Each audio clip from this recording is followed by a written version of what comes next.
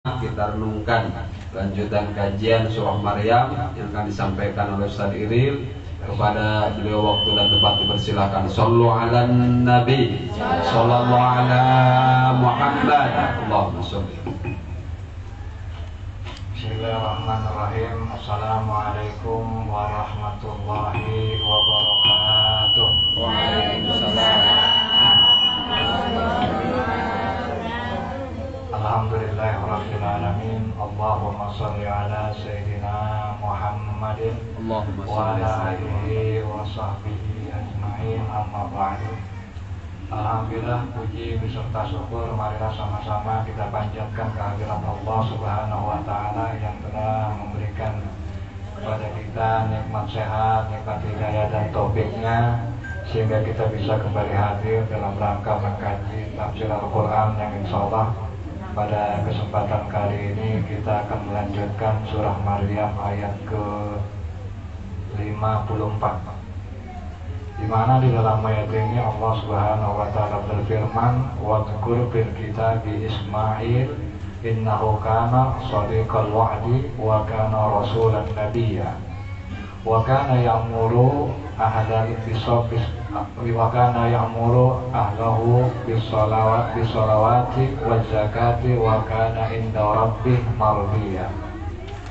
Di dalam ayat ini Allah Subhanahu wa taala berfirman, "Wadhkur," dan ingatlah, fil kitab, di dalam kitab Al-Quran, Ismail, yaitu mengenai kisah daripada Nabi Ismail. Innahu, sesungguhnya Ismail itu kana shadiqal wa'di, adalah orang yang membenarkan dia punya janji. Wa kana rasulan nabiyya, dan Ismail juga merupakan rasul Allah dan nabi Allah. Di dalam ayat ini Allah Subhanahu wa taala menegaskan bahwa Nabi Ismail itu shadiqal wa'di, orang yang menepati janji. Kok di sini disebutkan begitu? Bukankah yang namanya nabi, yang namanya rasul itu adalah orang yang menepati janji? Kenapa kok di sini Nabi Ismail dibilangnya begitu? Karena tanpa diberitahu juga tahu, kan begitu? Ini merupakan sifat keutamaan atau keunggulan daripada Nabi Ismail, Bu. Kenapa? Karena Nabi Ismail ini termasuk orang yang dia ini menepati janji. Maksudnya apa? Janji apa? Janji untuk sabar dan tabah dalam melaksanakan perintah Allah. Itu. Jadi sekali lagi, Nabi Ismail dikatakan termasuk shadiqul wa'di, orang yang menepati janji. Maksudnya janji dia untuk sabar dan tabah dalam menjalankan perintah Allah. Perintah Allah yang bagaimana? Jadi perintah Allah yaitu ketika bapaknya Ibrahim itu bilang di ayat lain, Allah mengatakan apa? Inni ara fil manam, sesungguhnya aku, maksudnya Ibrahim, melihat di dalam mimpi, anni, sesungguhnya aku, adzbahuka, itu menyembelih kamu, mengorbankan kamu. Fanzur madza tara, maka bagaimana menurut kamu? Nah, jadi Ibrahim ini dia bermimpi, mimpinya bukan cuma sekali, berulang-ulang. Mungkin kalau sekali dianggap cuma kembang tidur, tapi ini yang ketiga kali dia mimpi, yang mana dalam mimpinya dia diperintahkan untuk menyembelih dia punya anak, yaitu Ismail. Sehingga dia omongin sama anaknya. Dan cara ngomongnya juga cara ngomong yang istilahnya beradab, penuh dengan kehati-hatian. Jadi nggak langsung itu lu sembelih dia, nggak begitu. Tapi dikatakan apa? Fanzur madza tara, bagaimana menurut kamu? Gitu, ketika bapaknya ini mimpi bahwa dia harus mengorbankan dia punya anak, yaitu Ismail. Maka apa jawaban Ismail, Bu? Ya abati, wahai bapakku tersayang. Jadi abati ini ucapan, kalau biasa kan kita bilang ya abi, kalau abi biasa ya bapakku. Tapi ketika mengatakan ya abati, wahai bapakku tersayang, if'al ma tu'marun, kerjakan apa yang diperintahkan kepada kamu. Maksudnya apa? Kalau memang Allah memerintahkan kamu untuk mengorbankan aku, untuk disembelih sebagai anak, maka kerjakan. Kalau memang itu dari Allah, kerjakan. Dan ini merupakan janji dari Nabi Ismail, Bu. bahwa Nabi Ismail berjanji, dia sabar, dia tabah dalam melaksanakan perintah Allah, yaitu di mana? Ketika Allah memerintahkan bapaknya untuk menyembelih dirinya. Nah, bagaimana bukti kalau dia apa? Bukti bahwa Nabi Ismail ini menunaikan janjinya. Di ayat lain Allah mengatakan apa? Falamma aslama. Maka ketika keduanya telah menyerahkan diri, telah pasrah terhadap perintah Allah, yaitu apa? Watalluhu lil jabin. Ketika Ismail itu udah diletakkan, tinggal menggelir. Maka apa? Maka Allah berfirman apa? Innahu kan apa? Allah berfirman di ayat lain, wa nadahu an ya Ibrahim, dan kami menyeru memanggil kepada Ibrahim, wahai Ibrahim. Apa kata Allah? Qad sadaqta ru'aba. Sungguh kamu sesungguh kamu telah menunaikan apa? Menunaikan mimpi yang kamu datang kepada kamu. Inna kadzalika najzil muhsinin, dan sesungguhnya kami yang demikian itu apa? Najzil, akan membalas al-muhsinin, bagi orang yang muhsin, yaitu siapa? Nabi Ibrahim dan Ismail. Apa? Inna hadza lahwal bala'ul mubin. Sesungguhnya ini bagi kamu adalah apa? Ujian yang nyata. Jadi perintah perintah Allah kepada Nabi Ibrahim untuk menyembelih anaknya Ismail itu merupakan ujian yang nyata. Maka apa? Fanadainahu bidibhin adil, maka aku gantikan Ismail yang tadinya mau disembelih diganti sama domba. Artinya apa, Bu? Pelajaran yang kita bisa ambil bahwa Ismail, sepahit apapun takdir Allah, sepahit apapun ketetapan Allah, dia tetap terima. Dia nggak ngebantah selama itu datang dari Allah. Kan begitu. Selama itu datang dari Allah.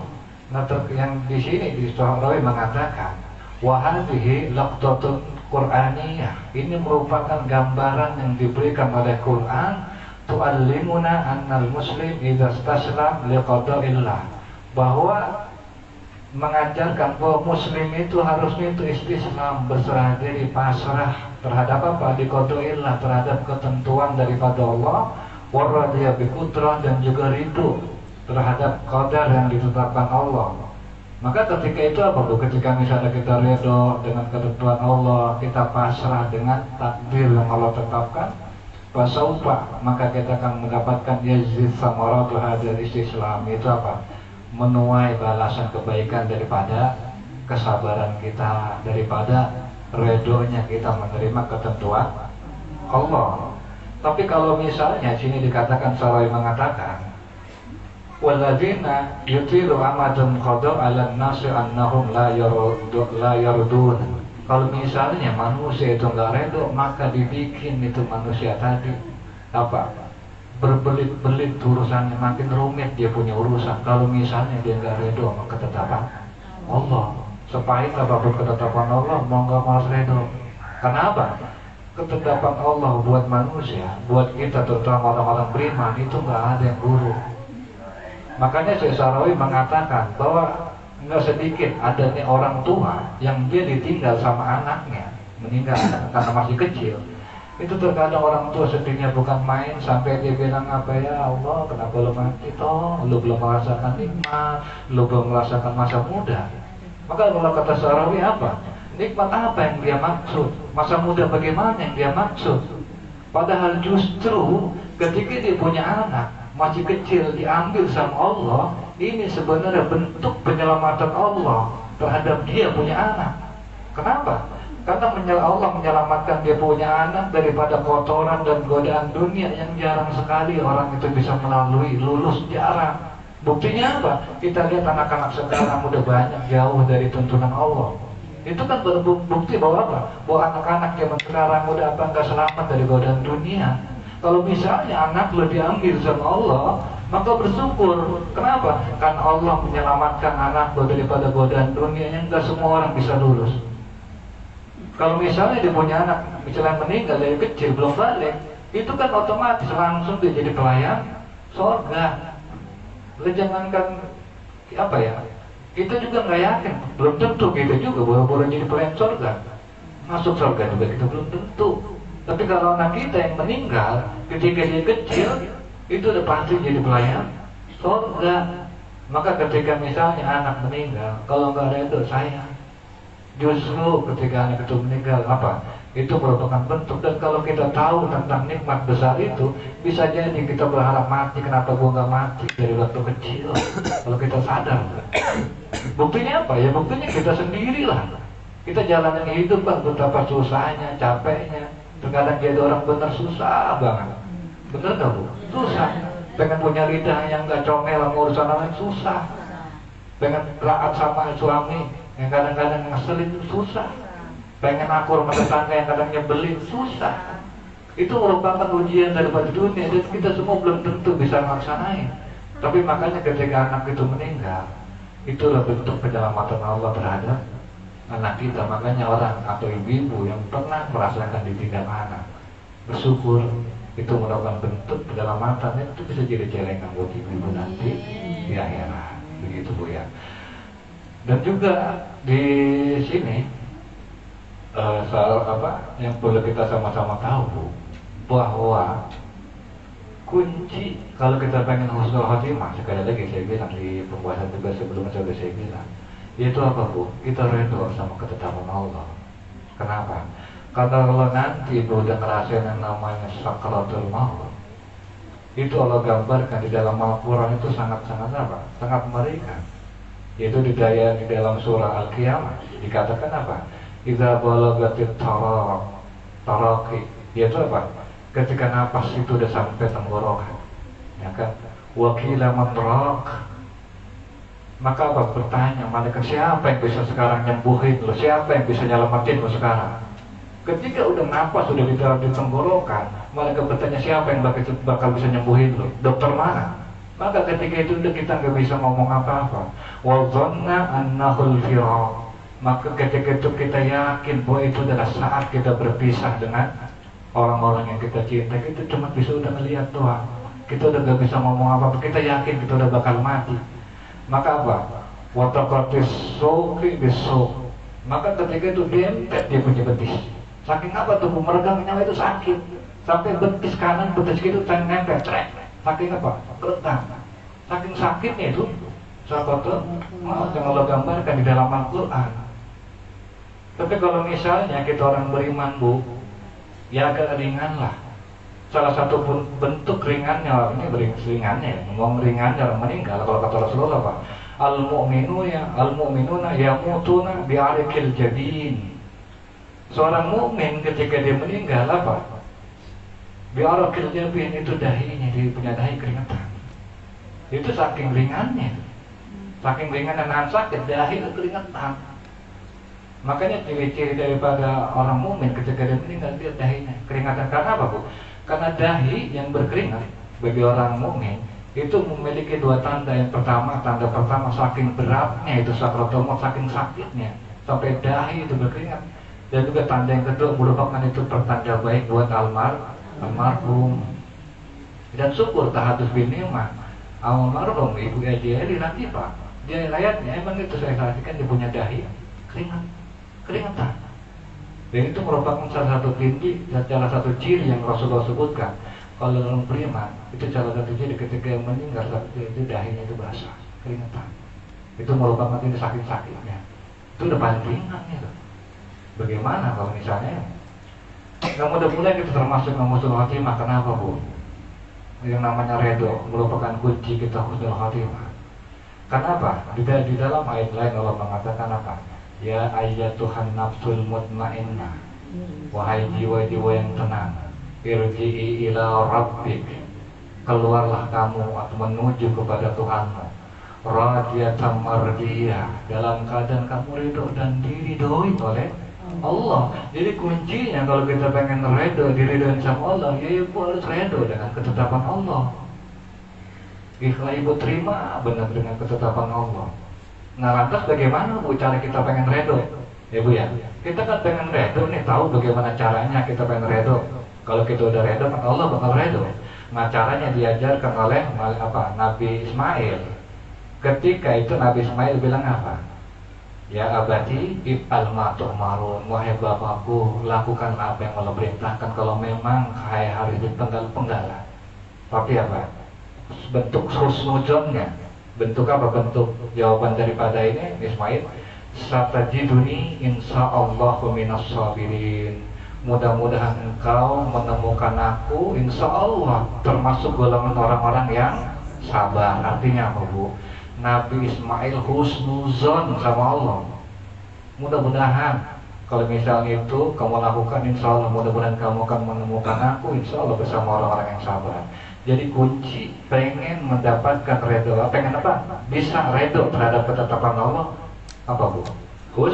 Husnuzon sama Allah. Misalnya nih, kayak kita nih, sampai sekarang ya Allah, misalkan Allah belum menganugerahin saya anak. Ibu yakin bahwa ketetapan Allah apapun itu, maupun baik maupun jelek, ketetapan Allah pasti baik. Buktinya apa? Buktinya Nabi Ismail atau Nabi Ibrahim diuji sama Allah untuk supaya dia penggal, dia punya apa? Leher. Tapi itu kan kalau kata Allah itu apa? Itu cuma ujian-ujian yang nyata. Tapi kan Allah nggak haus darah, Bu. Allah nggak haus darah manusia, nggak seperti Tuhan-Tuhan yang lain yang butuh pengorbanan manusia. Tapi apa yang terjadi? Itu sebab ujian, maka Allah berikan balasan sebagai diganti itu Ismail. Artinya apa? Allah gak kejam.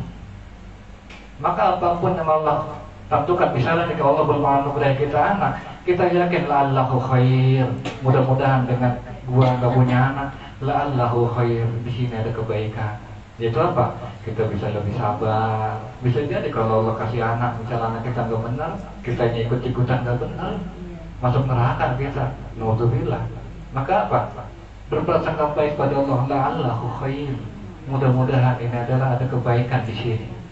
Begitu juga misalnya kita punya anak atau diri kita sendiri belum mendapatkan jodoh, jangan sekali ibu berprasangka buruk terhadap Allah. Yakinin la'allahu khair. Mudah-mudahan lambatnya jodoh anak ini ada kebaikan. Ya bisa jadi dengan itu ibu terus-terusan ngerintis sama Allah, mendoakan calon anak kita dia betul jodoh, kan gitu. Mudah-mudahan kita tetap butuh sama Allah. Bisa jadi kalau misalnya anak kita jodohnya gampang, rezekinya gampang, kita lupa sama Allah, kan begitu. Begitu juga kita misalnya punya anak, sampai sekarang masih aja bader. Padahal tuh anak udah kita kawinin, udah kita urusin semuanya, masih bader. Ibu jangan sekali-kali berprasangka buruk terhadap Allah, tapi ibu harus yakin la'allahu khair. Mudah-mudahan di sini ada kebaikan. Oke lah, misalnya kita masih hidup, anak kita belum nyenengin kita. Mudah-mudahan nanti kita wafat, ketika kita ditibarja, kita bisa melihat anak kita benar, ya kan?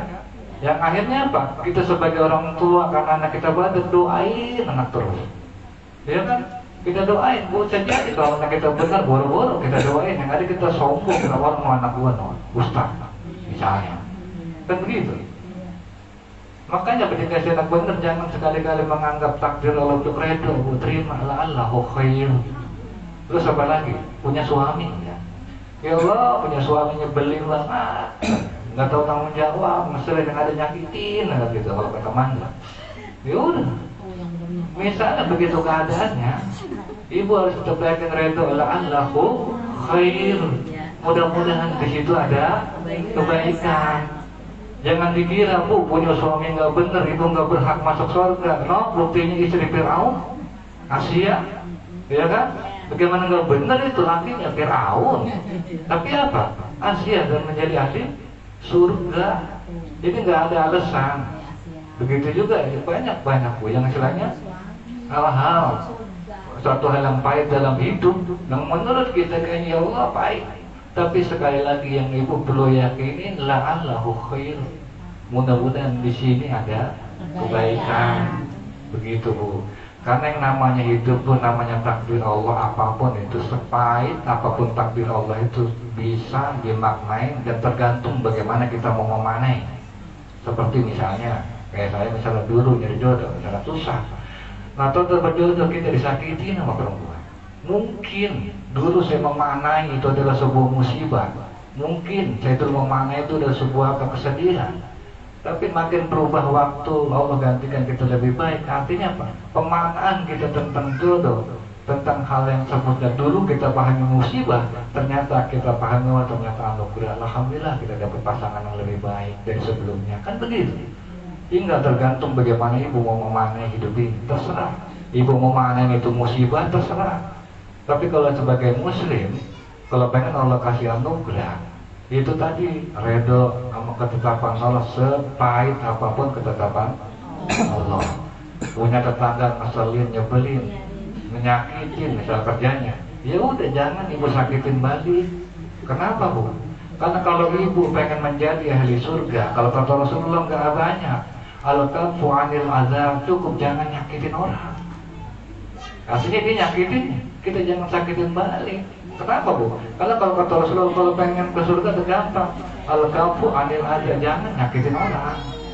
Gitu. Kalau misalnya nyebelin nggak bisa ditolerir, ya udah fa'fu wasfahu, maafkan, abaikan, jadilah ini. Itu kalau kunci yang diajarkan oleh Al-Quran. Enak banget sebenarnya. Kalau misalnya kita ngerti, kita paham. Cuman terkadang kita nggak mau ngerti, mau petunjuk Allah, Al-Quran kita jauh. Ini baru satu ayat aja.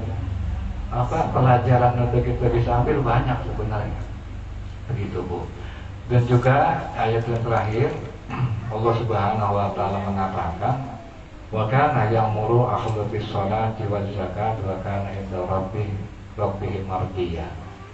Dan Nabi Ismail juga adalah orang yang ya'muru ahlahu, yang memerintahkan keluarganya bis sholat untuk melaksanakan namanya sholat, waz zakat dan zakat.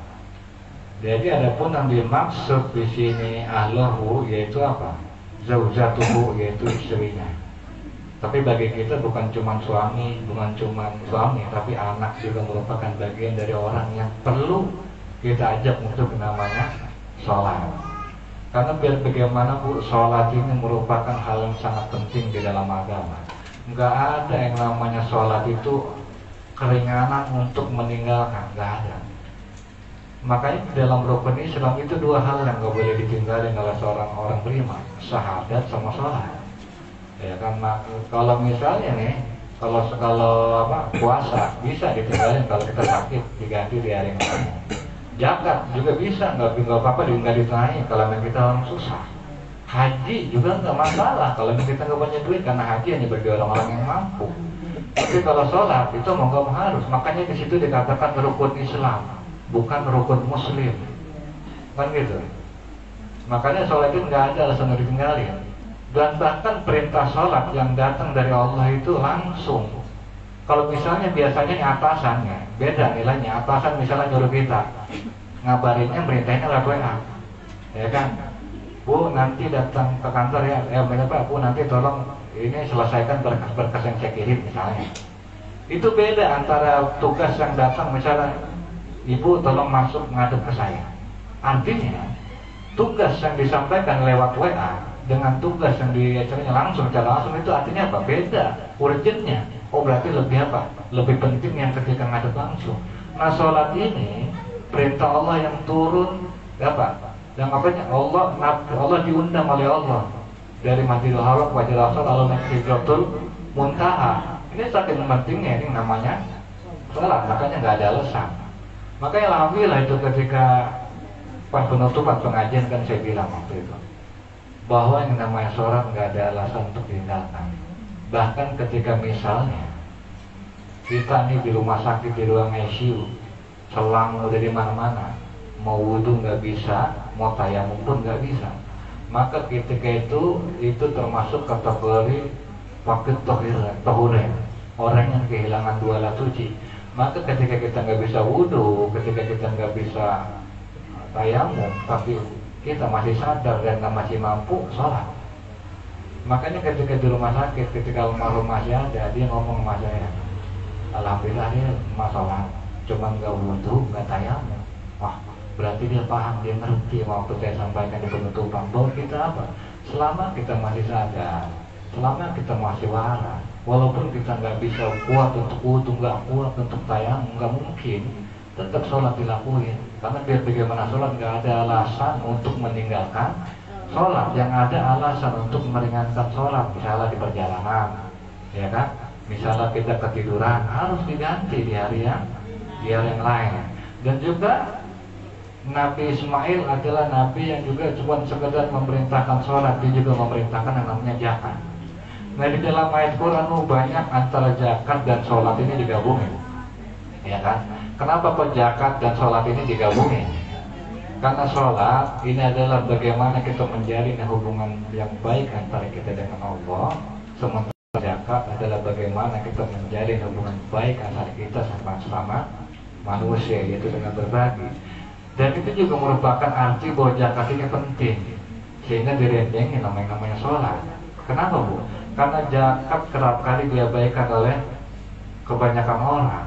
Buktinya, zakat itu adalah satu hal yang penting, gitu Bu. Jadi satu hal yang sangat penting. Wakana inda rabbihi mardiyan, dan juga Nabi Ismail itu di sisi Tuhannya mardiyan, diridoi. Kenapa Bu diridoi? Seperti saya bilang tadi, Nabi Ismail itu redo sama ketetapan Allah. Mungkin itu saja dari saya. Assalamualaikum warahmatullahi wabarakatuh. Waalaikumsalam warahmatullahi wabarakatuh.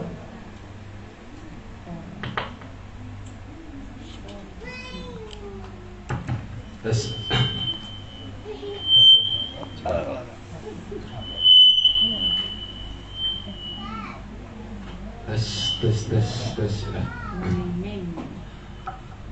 Baik, Ibu hadiroh yang dimuliakan Allah Subhanahu wa taala, demikianlah dua ayat dari petunjuk Al-Qur'an yang nanti bisa kita praktekkan pelan-pelan untuk merubah keadaan hidup kita. Jadi Al-Quran ini tadi saya katakan di awal bahwa petunjuk supaya kita ini tahu arah pulang. Kemudian Al-Quran juga merupakan jalan petunjuk supaya kita ini mendapatkan kemudahan, baik kemudahan urusan dunia ataupun urusan akhirat. Pokoknya kalau kita ngaji Quran dipakai benar-benar konsepnya Al-Quran, tujuannya karena pengen dapat ridho Allah, insya Allah belas udah enak aja. Karena Al-Quran ini kan mukjizat ya. Mukjizat Nabi Muhammad untuk seluruh alam, termasuk kita. Jadi jangan jauh-jauh kayak tadi yang disampaikan oleh Ustadz Iril. Ini kan kita cerita tentang Nabi Ismail. Jadi Nabi Ismail itu ketika ngadepin hal atau ujian yang sangat berat, itu dia kan suruh disembelih ya oleh Allah. Kalau anak sekarang dikabarin begitu sama bapaknya, itu udah lain ngomongnya. Paling lah bapak aja duluan yang udah tua, kan begitu. Itu Nabi Ismail itu ngomongnya apa? Sebelum dia nyuruh, itu kalimatnya ya abati. Itu tadi dijelaskan, ya abi sama ya abati itu beda. Jadi bukan sekedar wahai bapak, tapi bapakku tercinta, bapakku tersayang. Itu seperti itu. Nah kita misalnya nih ada urusan, ada masalah. Biasanya kan kalau istri sama suami sama istri, orang tua sama anak. Ini kalau pakai konsep Quran, ini jangan jauh-jauh, pakai konsep ini aja dulu. Jadi kita ketika misalnya suami kita anggap, oh suami gue begini ya, coba aja kayak pakai gaya Nabi Ismail. Jadi peluk suami kita, bisikin di kupingnya, suamiku tercinta, maukah engkau dengar bisikan saya? Itu suami udah lain Bu. Anak misalnya sama anak kita bader misalnya, dengerin nih, punya anak misalnya. Kadang-kadang kan ketika anak kita bader, Kita kan yang ada nasehatin, ngomel, tapi konsepnya nggak pakai konsep Al-Quran. Kalau pakai konsep Al-Quran itu apa? Yang pertama, yakini apa yang menjadi ketentuan Allah itu pasti ada kebaikan. Kenapa ada kebaikan? Bisa aja anak begini ini karena Allah lagi negur kita. Karena orang zaman sekarang, ibu saya bilang, anak itu dianggap milik kita. Makanya saya selalu katakan, jangan sekali-kali ada istri di hati kita, jangan sekali-kali ada anak di hati kita. Yang ada itu Allah. Kalau misalnya anak kita badar, yakini dulu bahwa anak ini punya Allah, anak ini milik Allah. Yang diberikan kepada anak kita ini adalah pemberian Allah. Terima dulu dengan ridho. Setelah itu ngomong dengan cara yang baik. Peluklah anak kita dengan ucapan baik. Wahai anakku sayang, anakku tercinta. Kan begitu. Kalau ada kita, perilaku kita yang salah, omongin dulu sama dia. Mohon maaf misalnya, bapak, mama nggak bisa ngedidik yang baik, kan begitu. Itu diakuin dulu, Bu. Semalam itu di kajian bapak-bapak begitu. Quran juga sama. Jadi ada etika kenabian. Jadi ketika ada masalah itu akui dulu. Omongin sama anak. Anak kalau ngedenger kita minta maaf dengan kekurangan kita, dengan kesalahan kita, misalnya suami juga, kita omongin, itu pasti hasilnya lain. Ini Al-Quran, Bu, yang ngasih tahu. Makanya saya mohon maaf, saya dagang, tanya sama istri saya, mau nenek-nenek, mau aki-aki, mau yang muda, mau yang tua, yang jelek, yang cakep, saya selalu panggil saya. Tanya istri saya. Karena apa? Karena saya pakai konsep dagang itu, kalau kata orang tua, yang namanya pembeli itu raja. Dan saya lagi menghadapi raja. Makanya ya alhamdulillah gitu. Ya dagang saya walaupun ngemper-ngemper gitu, masih Allah kasih anugerah lah buat kehidupan yang layak gitu, nggak pernah ini. Karena apa? Ya itu tadi, saya pakai konsep Quran. Kadang saya sering dikritik sama istri saya begini-begini tadinya, tapi saya jelaskan bahwa ucapan itu akan berpengaruh. Hati tidak boleh terpengaruh. Ya sayangnya sama istri sama orang beli ya lain lah. Kalau istri saya kan semuanya. Tapi kalau sama pembeli sekedar bahasa itu kita pasti. Dan saya belajar dari konsep Al-Quran. Karena yang saya hadapin itu adalah seorang raja. Maka kita di depan raja petantang petenteng kan nggak bisa begitu. Itu konsep Quran. Nah kemudian yang selanjutnya Ibu, yang perlu kita pahami dari kajian pada malam hari ini, kita harus selalu menerima ketentuan Allah. Kayak Ibu nih datang ngaji ke sini, itu nanti jangan pilih-pilih tentang hukum. Semua yang kita dapat tentang hukum Allah kita terima. Dan kita harus redo sama ketentuan Allah. Kalau Allah kasih begini harus redo. Karena tadi masalahnya apa kalau kata Ustaz Diril? Kalau kita nggak redo dengan masalah yang kita hadapi, maka permasalahan itu akan semakin belibet, akan semakin sulit.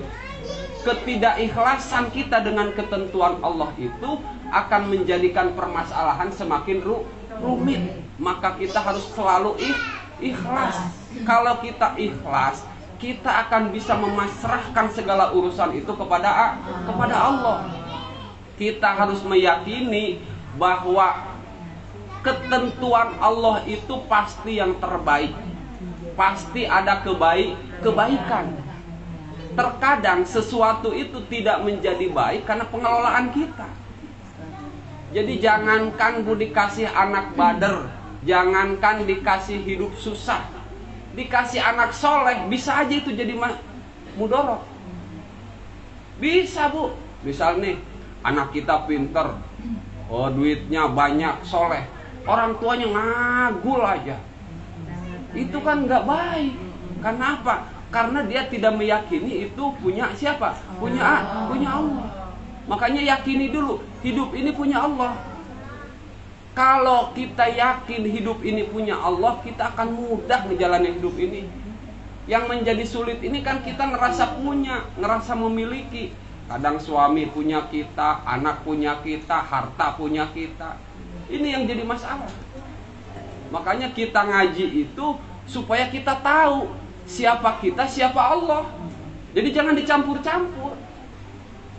Jadi Allah itu yang punya kita semua, termasuk punya anak kita, punya harta kita, punya suami kita, punya tetangga kita, punya teman kita, itu semua Allah. Yang terhidang, yang tersaji di hadapan kita, berarti itu pemberian Allah. Tetangga misalnya nyebelin, saudara nyebelin, itu punya siapa? Allah. Nyebelin dihidangin dari siapa? Hidangan dari siapa? Hidangan dari Allah. Hidangan dari Allah seperti itu nggak seberapa dengan hidangan Allah yang diberikan kepada Nabi Ismail. Kecil kita mah, lah Nabi Ismail suruh disembelih, oke aja. Makanya saya kan selalu ngomong dengan kata-kata yang ringan, hidup ini yang penting manut. Manut sama siapa? Ya sama Allah lah. Orang kita ini punya Allah, mau kembali kepada Allah.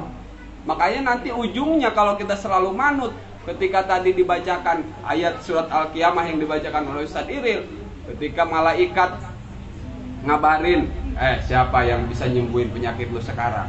Kalau orang beriman mah santai aja, Bu. Enggak ribet, karena udah terbiasa dengan hal kayak begitu. Yang bisa nyembuhin Allah kan begitu. Yang bisa nolong Allah, ya udah pasrahin aja sama Allah. Makanya matinya tenang. Coba kalau orang yang masih inget anak, inget bini, inget mobil belum dipakai, punya toko banyak, bagaimana? Lah keder mati, Bu. Matinya keder. Makanya terbiasalah, dilatih keikhlasan, dilatih menempatkan Tuhan dengan kita. Jadi ngaji itu supaya seperti itu, Bu. Supaya tahu siapa kita, siapa Allah. Jadi jangan-jangan adanya kita ini menghilangkan Allah.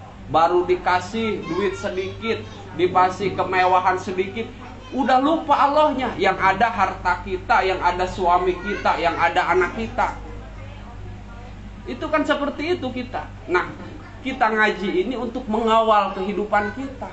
Supaya apa? Supaya apapun yang Allah berikan kepada kita menjadi sarana untuk bisa pulang ke kampung halaman dengan cara yang mudah. Bisa mati dalam keadaannya nyaman. Mati nyaman itu harus rodiyata mardiyah. Kita redo dulu, baru Allah redo. Kalau kitanya banyak ngedumel, dengan ketentuan Allah nggak nerima, lah bagaimana Allah mau redo? Kitanya harus redo dengan ketentuan Allah. Ini kisah Nabi Ismail. Kalau misalnya ini diterapkan, Ibu, cuman menerapkan ini tidak semudah kita bicara seperti di sini. Tentunya harus ada pelatihan, harus selalu diingetin. Makanya kalau orang-orang tua, para ulama ngajarin, selain kita ngaji, selain kita melatih diri, latih lisan kita dengan selalu mengucap Allah, Allah, Allah. Kan begitu. Makanya orang-orang torekat itu kan ngajarin seperti itu. Baca la ilaha illallah. Supaya apa? Supaya yang ada itu hanya Allah. Ini kan masalahnya yang ada itu kan duit, harta, orang sekitar kita. Allahnya hilang. Kalau Allah ada dalam kehidupan kita, insya Allah hidup akan ringan. Saya pernah dibilangin sama langganan saya, Mas anaknya berapa? Katanya 4. Lah banyak katanya, anak lu udah segede apa? Lah udah perawan anak saya, yang satu udah kuliah. Kata dia, lalu dagang begini aja bisa mulain anak. Saya ketawa aja gitu, karena yang nanya itu orang Cina. Lah emang yang ngasih rezeki anak saya kan bukan, lah Tuhan lah. Saya mah hanya ngejalanin kan begitu. Yang ngasih rezeki itu Tuhannya, bukan saya sebagai bapaknya. Saya mah nggak bisa ngasih rezeki. Saya sama istri nggak bisa saya ngasih kebahagiaan. Makanya kan kalau ada orang yang gombal tanpa beriman itu suka ngaco. Saya akan bahagiakan kamu, pret. Enggak. Jadi jangan percaya, Bu. Nggak ada yang bisa membahagiakan kita. Suami ibu emang bisa ngebahagiain? Kagak bakalan. Anak ibu sekolahin sampai kemana, modalin usaha, nggak bakal bisa ngebahagiain ibu. Yang bisa ngebahagiain itu Allah. Jangan salah. Makanya saya juga nggak pernah ngegombal-gombal sama bini, seadanya aja saya makan apa. Yang bisa itu semua saya katakan Allah, nggak bisa. Anak kita mau kita sekolahin tinggi-tinggi misalnya, kita pesantrenin jauh bisa begitu, nggak bisa kalau Allah tidak memberikan semuanya. Makanya kita sebagai orang tua harus bagaimana? Harus selalu ingat bahwa anak itu milik Allah. Kita harus pergauli dia dengan ketentuan Allah. Jadi saya kadang-kadang ada harus memanjakan anak, ada harus marahin anak. Di mana? Ya tergantung tempatnya. Dan semua itu konsepnya karena Allah. Kadang-kadang anak-anak saya itu kan bingung, kalau saya lagi marah ya marah. Tapi marahnya saya itu bukan marah karena benci sama dia, tapi marah itu karena kesalahannya. Sebagai pengingat terhadap anak, kita juga ngingetin karena ngingetin kita orang tua. Kita ngingetin anak itu karena diperintahkan oleh Allah. Mudah-mudahan kita ngingetin anak, Allah nolong kita. Kalau lagi wow sama anak, wow sama suami, Allahnya jangan sampai lupa. Kalau Allahnya lupa nggak manjur itu omongan. Saya ngajar ngaji bu, anak-anak itu 100 lebih. Kalau nggak ada pertolongan Allah mana bisa 100 lebih anak-anak yang ngaji, karena ada pertolongan Allah. Dan saya selalu meyakini ini semua punya Allah. Dia datang ke sini bakal dapat kebaikan, bakal dapat ilmu kalau Allah kasih, bukan kalau saya ajarin aja. Emang kita siapa yang punya ilmu? Kita ini kan nggak punya ilmu, nggak punya kebaikan. Yang punya ilmu, punya kebaikan itu Allah. Makanya saya selalu bilang sama ibu-ibu dulu di awal-awal pengajian, datang ke pengajian jangan sekali-kali berharap sama saya mau sadiril.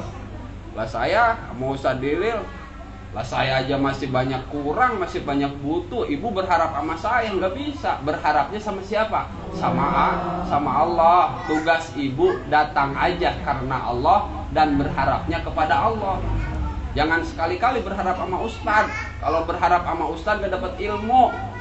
Ustad aja ilmunya cetek, berharapnya sama Allah. Kalau misalnya berharap sama Allah, Allah mempunyai segala-galanya. Kita butuh kebaikan, berharap kepada Allah, Allah maha baik. Kita butuh ilmu, berharap kepada Allah, Allah maha alim. Kita butuh harta, berharap kepada Allah, Allah al-ghani maha kaya.